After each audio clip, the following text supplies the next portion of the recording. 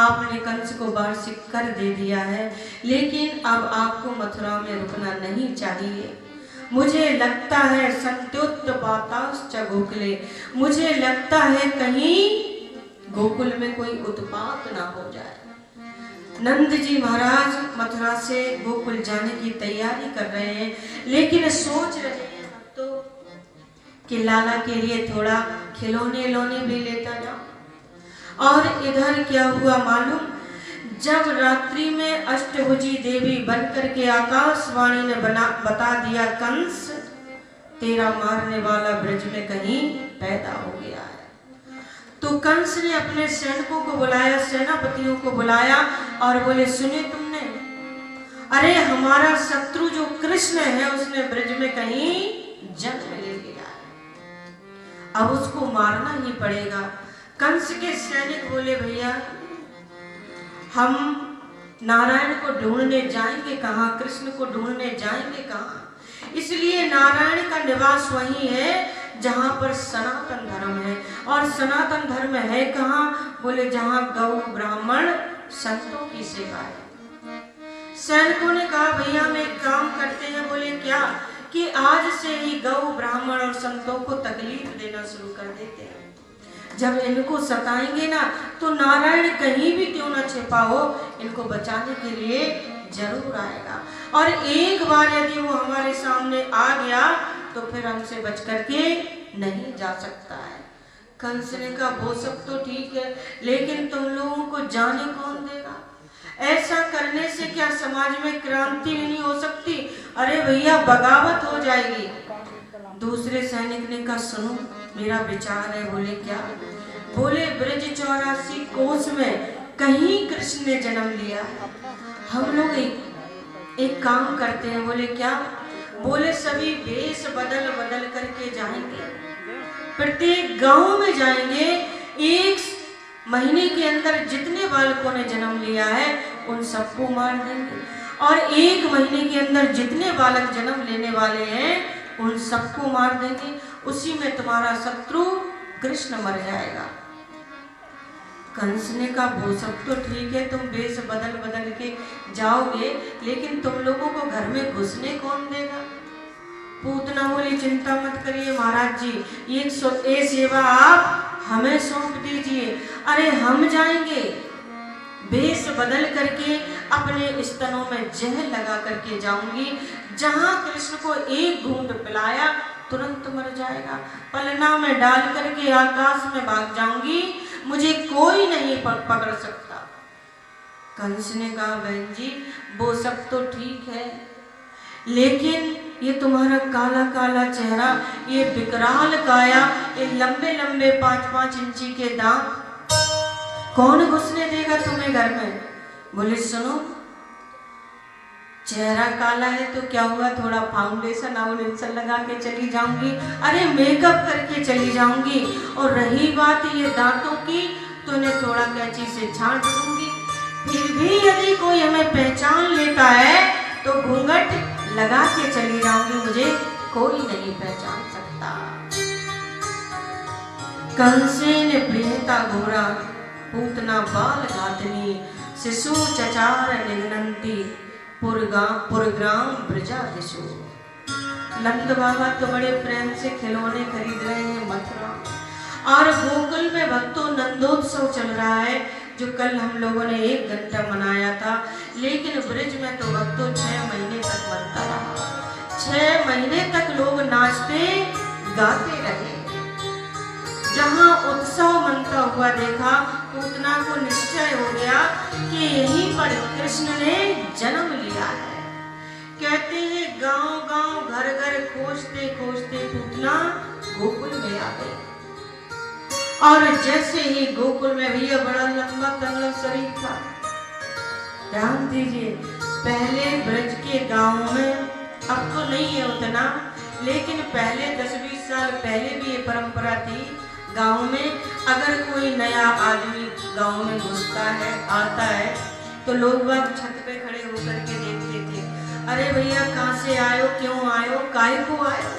तो पूतना जो है गोकुल में आ गई।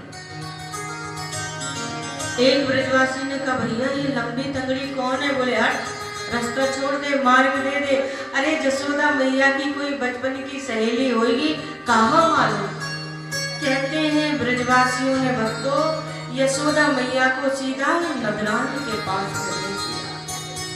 पलना की बगल में नगरानी खड़ी हुई है और धीरे धीरे लाला को झोंका दे रही है।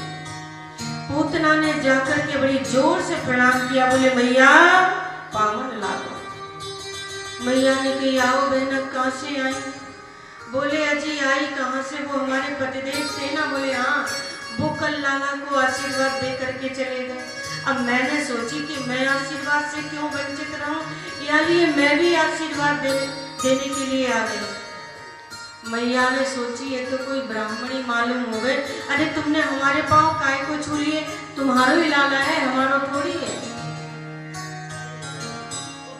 मैया यशोदा ने कहा हमारे पति मथुरा गए हुए हैं और बाहर बड़े अतिथि आए हुए हैं, तुम लाला को आशीर्वाद दे दो, मैं थोड़ा बाहर जाकर के अतिथि सत्कार कर लूं। पूतना ने कहा हाँ हाँ जाइए, आप तो अतिथि सत्कार करिए। अरे मैं आई किस लिए हूँ? आशीर्वाद देने ही तो आई हूँ, लाला को आशीर्वाद जम के दे दूंगी। कहते हैं नगरानी यशोदा ने विश्वास कर लिया और बाहर अतिथियों के सत्कार में आ गई। जैसे ही पूतना पलना के पास में पहुंची, अपने घूंघट को उठा करके गोविंद को देखा। भगवान सुखदेव स्वामी कहते हैं राजन, आज कृष्ण की उम्र है 7 वर्ष की। बाहर भीड़ में सब लोग नाचने गाने में व्यस्त हैं, हजारों लोग आनंद मना रहे हैं। लेकिन जैसे ही घूंघट उठा करके भगवान श्री कृष्ण ने इसके काले काले चेहरे को देखा, सननील तीक्ष्ण, हमारे गोविंद ने दोनों नेत्र बंद कर लिए। राजा ने कहा नेत्र बंद क्यों कर लिए? पूतना को देख करके डर गए क्या? बोले डरे नहीं। भगवान के मन में बड़ी गिलानी हो गई।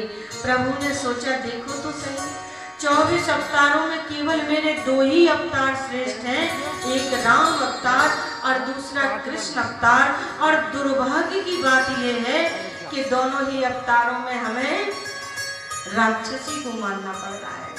भगवान श्री राम ने सबसे पहले किसको मारा? बोले ताड़का को। और कृष्ण सबसे पहले अब किसको मारेंगे? बोले पूतना को। इसलिए भगवान ने नेत्र बंद कर लिए। कोई विद्वान कहते हैं कि भगवान ने इसलिए नेत्र बंद किए, भगवान ने आंख बंद करके उन जीवात्माओं की याद करी। सोच रहे हैं भगवान कि मुझे मारने के एवज में इसने कितने निर्दोष बच्चों को मार दिया। उन जीवात्माओं की याद की, उनको मुक्ति देने के लिए।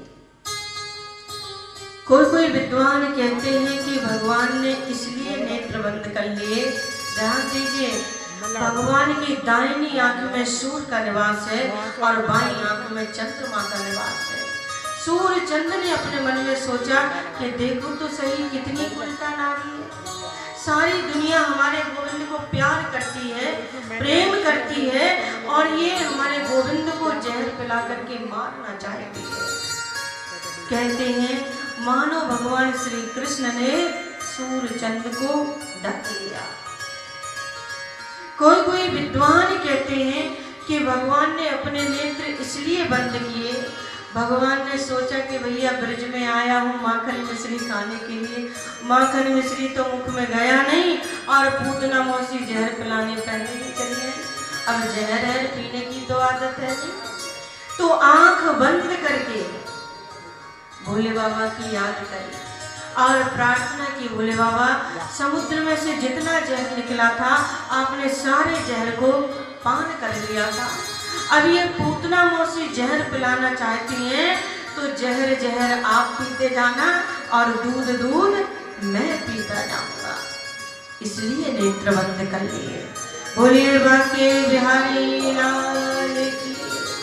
देखिए भक्तों, जितने विद्वान हैं उनके अलग अलग मत हैं। कोई कहते हैं कि भगवान ने इसलिए नेत्र बंद किए, भगवान ने सोचा माना कीजिए मुझे जहर दे करके मारना चाहती है, लेकिन काम तो ये वही कर रही है जो एक माँ करती है। भाई दूध पिलाने का काम किसका होता है? माँ का। इसलिए प्रभु ने नेत्र बंद करके वैकुंठ को देखा कर रहे हैं। पूतना ने सोचा बस अभी 2 मिनट में मर जाएगा, पन्ना में डाल करके आकाश में उड़ जाऊंगी, किसी को पता नहीं चलेगा। लेकिन ये श्रीमान जी तो बड़े इत्मीनान से दूध पी रहे हैं। भक्तों 2 मिनट हुए, 5 मिनट हुए, 10 मिनट हुए, 20 मिनट हुए। पूतना बोले हे भगवान, ये तो गटकई गटक पीता ही जा रहा है। अब देखो, पहले भगवान ने दूध पिया, फिर लिखते हैं सुखदेव स्वामी प्राण समम रोष समन वितो पिबत। मेरे गोविंद ने जैसे ही पूतना के प्राणों का आकर्षण किया तो ऑक्सीजन खत्म हो गया। पूतना घबराने लगी। अब जब प्राण निकलते हैं तो घबराहट बेचैनी तो होती ही है। अब बड़ी जोर जोर से चिल्लावे सा मुंच मुंचाल मिति प्रभाषणी निष्पीड़ा माना खिलजीव मरमण। अरे बेटा छोड़, लाला छोड़, बड़ी जोर से चिल्ला गए। तो मालूम है 7 दिन के कृष्ण बोल गए। 7 दिन का बच्चा कभी बोलता है क्या? नहीं बोलता। लेकिन भक्तों ये श्रीमान जी तो बोल गए और बोले मौसी हमें तो पकड़ वो आवे, हमें छोड़ वो तो आ गई ना, और अब आपको ऐसे थोड़ी ना छोड़ देंगे, अरे ठिकाने लगा करके मानेंगे। पूतना बोली हे भगवान, ये 7 दिन का बच्चा बड़े बालकों की तरह बोलता है, बड़ा विचित्र बालक है। जैसे ही प्राणों का आकर्षण किया, राक्षस लोग कितना भी सुंदर बन करके क्यों ना आए, लेकिन जब मृत्यु का समय आया तो असली रूप में प्रकट हो गया। पूतना की मृत्यु का जब समय आया तो भक्तों विकराल राक्षसी के रूप में प्रकट हो गई। और बोलिए कृष्ण कन्हैया लाल की। और विकराल रूप लेकर के धड़ाम से नीचे। ये तो भक्तों अच्छा हुआ, आगे की तरफ नहीं गिरी, पीछे की साइड गिरी। मैया यशोदा की दीवार टूट गई, 2-4 दरवाजे टूट गए और लिखा है चूड़िया मास राजेंद्र मेहदा सीध तदत मुतम। जितने बाग बगीचा थे ना सबका चूर्ण बन गया। सभी आकर के पूतना के शरीर के नीचे दब गए। बोले कितनी दूर तक